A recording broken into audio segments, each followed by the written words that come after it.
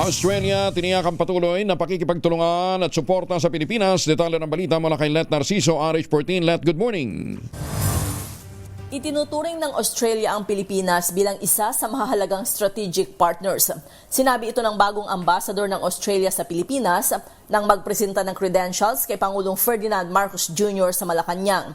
Binanggit ni Ambassador Mark Ines Brown ang ilang katibayan ng mas malakas na pagtutulungan ng dalawang bansa, gaya na lamang ng ongoing exercise sa amphibious and land operations.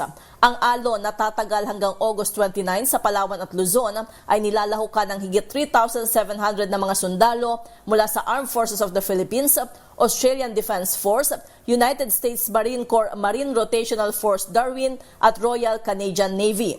Pagdating naman sa ekonomiya, sabi ni Ines Brown, tumaas rin ang bilateral assistance lalo na sa kalakalan at pamumuhunan. Tiniyak ng Australia na prioridad nilang maisulong ang strategic partnership, mas mapalakas ang bilateral relationship at ang patuloy na kooperasyon at suporta sa Pilipinas. Ito si Let Narciso para sa DZRH. Una sa Pilipinas, una sa Pilipino. Maraming salamat, Let.